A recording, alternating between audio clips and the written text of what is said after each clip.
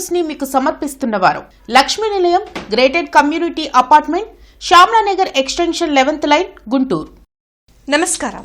City news కి స్వాగతం. నగరంలో క్రికెట్ బెట్టింగ్ ఆడుతున్న 11 మంది వ్యక్తుల్ని అదుపులోకి తీసుకున్నారు.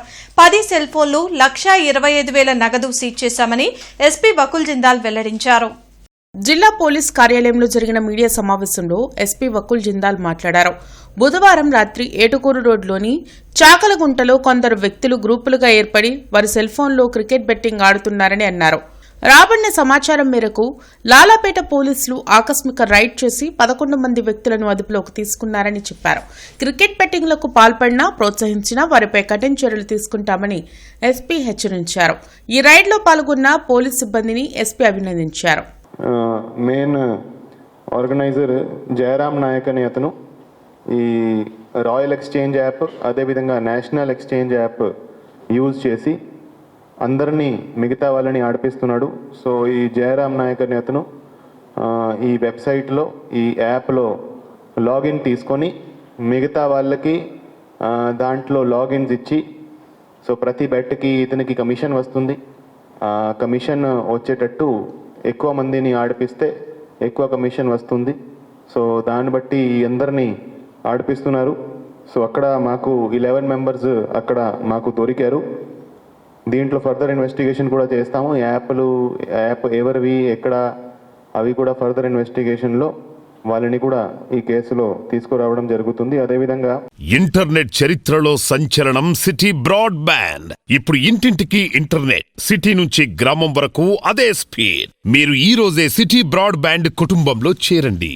భగీరథ మహర్షి జయంతి సందర్భంగా కలెక్టర్ కార్యాలయంలో ఆయన చిత్రపటానికి కలెక్టర్ సాయికాంత్ వర్మ పూలమాలలు వేసి నివాళులర్పించారు. భగీరథ మహర్షి పట్టుదలతో గంగను భూమికి తీసుకువచ్చి భగీరథ ప్రయత్నానికి ప్రతీకగా నిలిచారు. సాగర వంశానికి చెందిన భగీరథ మహర్షి జయంతిని ప్రతి ఏటా ఏప్రిల్ 23వ తేదీన అధికారికంగా రాష్ట్ర ప్రభుత్వం నిర్వహిస్తోంది. దానిలో భాగంగానే కలెక్టరేట్లోని వీసీ హాల్లో భగీరథ మహర్షి జయంతి కార్యక్రమం నిర్వహించారు. ఈ కార్యక్రమంలో joint collector Ashutosh Srivastava, DRO Khajavali, BC welfare సిబ్బంది, బీసీ సంఘాల నాయకులు పాల్గొన్నారు. మరి ఈరోజు చూస్తే భగీరథ మహర్షి గారు 6,000 సంవత్సరాల కట్టిన తపస్సు చేసి గంగామాతను భూమి నుంచి దివికి తీసుకొచ్చి ఈ రోజున ప్రపంచమంతా సస్యశ్యామలం చేసిన పరిస్థితి మనం చూసాం.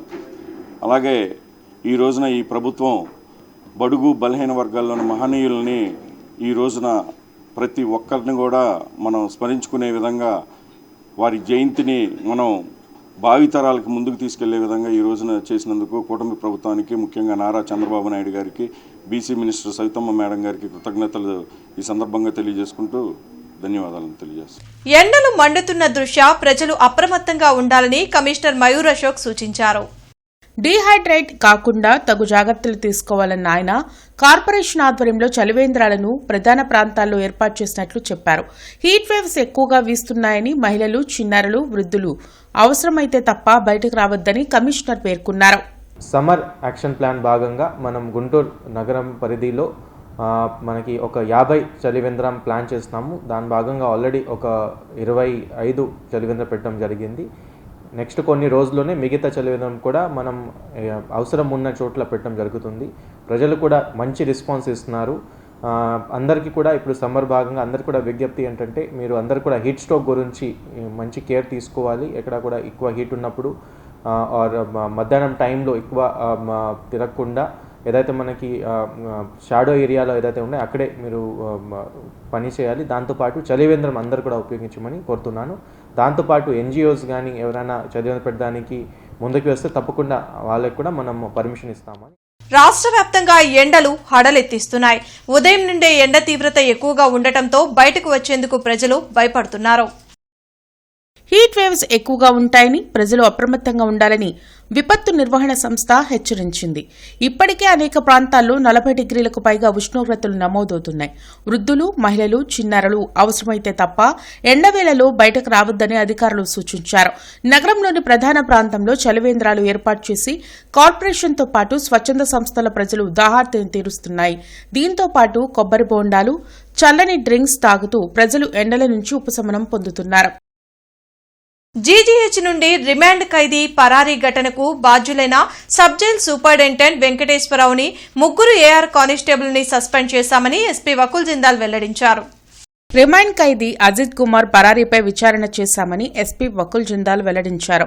మొదట విజయవాడ పోలీసులు అరెస్ట్ చేశారని, అక్కడి నుంచి తెనాలి పోలీసులు పీటీ వారెంట్ పై కోర్టుకు హాజరుపరిచి రేపల్లె సబ్ జైలుకు పంపారని తెలిపారు. అజిత్ కుమార్ కు అస్వస్థత కారణంగా మొదట రేపల్లె ఆసుపత్రికి వెళ్లి అక్కడి నుంచి జీజీహెచ్ కు వచ్చారన్నారు. అయితే ఒక ప్రణాళిక ప్రకారం రిమాండ్ ఖైదీ జీజీహెచ్ నుంచి పారిపోయినట్లు విచారణ తేలిందన్నారు. అధికారులకు ఆన్లైన్లో డబ్బులు ట్రాన్స్ఫర్ చేసినట్లు గుర్తించామన్నారు. జైళ్ల శాఖకు నివేదిక ఇచ్చామని తెలిపారు. ఇతర శాఖలకు సంబంధించిన అధికారుల ప్రమేయంపై ఆధారాలు లభ్యం కాలేదన్నారు. దర్యాప్తు కొనసాగుతుందని, తర్వాత పూర్తి వివరాలు వెల్లడిస్తామని ఎస్పీ వకుల్ జిందాల్ చెప్పారు. సో ఫస్ట్ రేపల్లె హాస్పిటల్కి తీసుకెళ్లారు. రేపల్లె హాస్పిటల్ నుంచి మళ్ళా అక్కడ కూడా మేనేజ్ చేసి ఫర్దర్ జీజీహెచ్కి రావడం జరిగింది. సో జీజీహెచ్లో అయిన రిమాండ్ అంటే అక్కడ ఉన్నప్పుడు ఎవరైతే డ్యూటీ మీద ఏఆర్ వాళ్ళు ఉన్నారో 3 ఉన్నారు. సో వాళ్ళకి కూడా డిసీవ్ చేసి అతను పారిపోవడం జరిగింది. సో ఆ 3 కానిస్టేబుల్స్ ఎవరైతే ఏఆర్ కానిస్టేబుల్స్ ఉన్నారో వాళ్ళ 3ని మేము సస్పెండ్ చేయడం జరిగింది. వాళ్ళ మీద ఎంక్వైరీ నడుస్తూ ఉంది.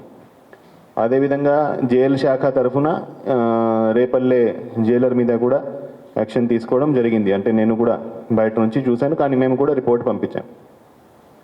సో దాని మీద ఎంక్వైరీ నడుస్తూ ఉంది. సో ఎవరైతే తప్పు చేశారో వాళ్ళ మీద స్ట్రిక్ట్ యాక్షన్ ఉంటుంది. ప్లాన్ ప్రకారమే జరిగినట్టు ఉంది. ఇంతకుముందు కూడా ప్రకాశం డిస్ట్రిక్ట్ నుంచి కూడా పారిపోయాడు ఒకసారి కొన్ని సంవత్సరాల క్రితం. అతని మీద నెంబర్ ఆఫ్ కేసెస్ ఉన్నాయి. సో ఇంకా కూడా మేము అతని కోసం సెర్చ్ చేస్తున్నాము. సో దాని మీద చాలా ఎఫర్ట్ కూడా పెట్టడం జరుగుతూ ఉంది. సో మేబీ కొన్ని రోజుల్లో ఇతను ట్రేస్ చేస్తాం. ఎస్టీ ఎస్సీ క్రైస్తవుల హక్కుల సాధన కోసం all India Christian youth association ఆధ్వర్యంలో ఏప్రిల్ 25వ తేదీన చెలో కలెక్టరేట్ కార్యక్రమం జరగనుంది. 1950 రాష్ట్రపతి ఉత్తర్వులను రద్దు కోరుతూ నగరంపాలెం 3 బొమ్మల సెంటర్ నుంచి కలెక్టరేట్ వరకు భారీ ర్యాలీ నిర్వహిస్తున్నామని ఏఐసీవైఏ ఫౌండర్ గోలమూడి రాజసుందర్ బాబు వెల్లడించారు. అరండల్పేటలో జరిగిన మీడియా సమావేశంలో ముస్లిం నాయకులు మహమ్మద్ కలీం, రాజసుందర్ బాబు మాట్లాడారు. 1950 జనవరి 26న భారత రాజ్యాంగం అమల్లోకి వచ్చింది. కానీ అదే సంవత్సరం ఆగస్టు 10న ఎస్సీ రిజర్వేషన్లు స్పష్టం చేసే ఆర్టికల్ 341కి గండి కొడుతూ రాష్ట్రపతి ఉత్తర్వులు అంటూ ఒకటి జారీ చేశారని అన్నారు. దాన్ని అడ్డుపెట్టుకుని నేడు దళిత క్రైస్తవులకు ఎస్సీ హోదా రద్దు చేస్తామని ప్రకటన జారీ చేయడం దారుణమన్నారు. అందుకే రాష్ట్రపతి ఉత్తర్వులను రద్దు చేయాలని భారీ ర్యాలీ నిర్వహించి కలెక్టర్కు వినతి పత్రం ఇవ్వనున్నామని తెలిపారు. ఈ కార్యక్రమంలో గడ్డం సురేష్ బాబు, రవికాంత్, కిరణ్, డేవిడ్, షేక్ కాజావలి, గౌస్ బాషా, సిరాజ్ తదితరులు పాల్గొన్నారు. క్రైస్తవ ముస్లిం మతాల పట్ల మాత్రం వివక్షత కొనసాగుతుంది. వాళ్ళు 76 ఏళ్లుగా ప్రతి దినం జంతర్ మంతర్ దగ్గర, ఢిల్లీలోని జంతర్ మంతర్ దగ్గర ఏదో గ్రామం నుంచి పోరాటం చేస్తున్నా కూడా క్రైస్తవులకి ముస్లిం క్రైస్తవ మతాల్లో ఉన్నటువంటి ఎస్సీలకి మాత్రం వివక్షత కొనసాగుతూ ఉంది. మనందరం చూస్తున్నాం, అనేక చర్చిల మీద దాడులు జరుగుతున్నాయి. మనందరం చూస్తున్నాం, అనేక మసీదుల మీద దాడులు జరుగుతున్నాయి. ఇదంతా వివక్షతో కూడుకున్న వ్యవహారం అని చెప్పి మేము తెలియజేస్తూ, ఈ చిత్తు కాగితం లాంటి రాష్ట్రపతి ఉత్తర్వులను రద్దు చేయాలా? ఈ చిత్తు కాగితాన్ని అడ్డం పెట్టి సుప్రీంకోర్టులో కానీ హైకోర్టుల్లో కానీ తీర్పులు ఇస్తున్నారు. ఈ తీర్పులు సరైనవి కాదు, రాజ్యాంగబద్ధమైనవి కాదు. కాన్స్టిట్యూషన్ వ్యాలిడిటీ అనేది వీటికి లేనే లేదు. అహల్య ట్రస్ట్ ఆధ్వర్యంలో నెహ్రూ నగర్ 12వ లైన్లో ఉచిత వైద్య శిబిరం నిర్వహించారు.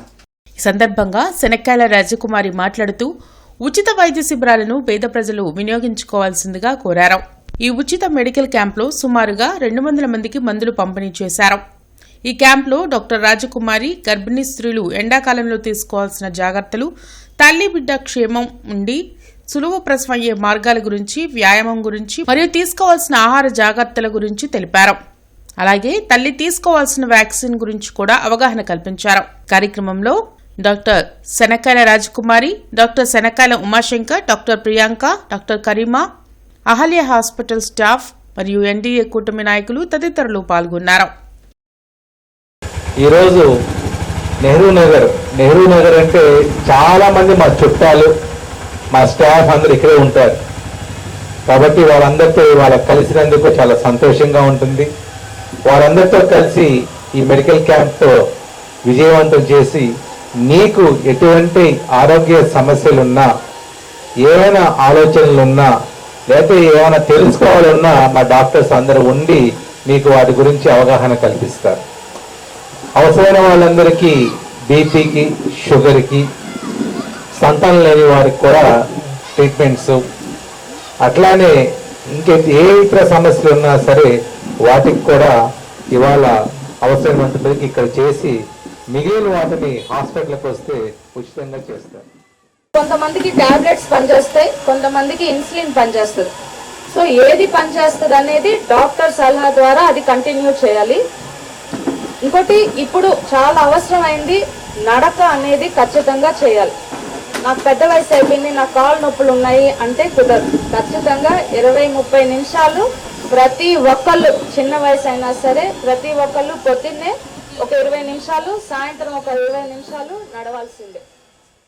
ఇంటర్నెట్ చరిత్రలో సంచలనం సిటీ బ్రాడ్బ్యాండ్. ఇప్పుడు ఇంటింటికి ఇంటర్నెట్, సిటీ నుంచి గ్రామం వరకు అదే స్పీడ్. మీరు ఈ రోజే సిటీ బ్రాడ్బ్యాండ్ కుటుంబంలో చేరండి. గోరంట్ల అన్నపూర్ణ నగర్లోని పద్మావతి ఆండాల్ సమేత వెంకటేశ్వర స్వామి దేవస్థానంలో విశేష పూజలు జరిగాయి. అష్టబంధన మహాసంప్రోక్షణ సహిత మహాకుంభాభిషేకంతో పాటు జీవధ్వజస్తంభ ప్రతిష్ఠ మహోత్సవ కార్యక్రమాన్ని వైభవంగా నిర్వహించారు. ప్రత్యేక హోమాల్లో భక్తులు పాల్గొన్నారని ఆలయ కమిటీ చైర్మన్ కంచర్ల ఆంజనేయులు, అధ్యక్షులు ఎర్రంశెట్టి వేణుగోపాల్ తెలిపారు.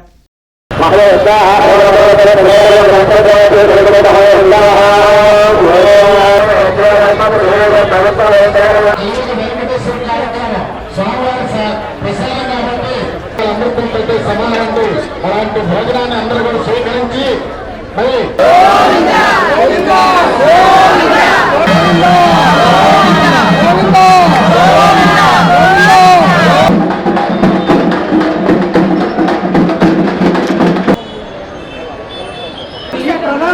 అందుకని వెళ్తున్నాం.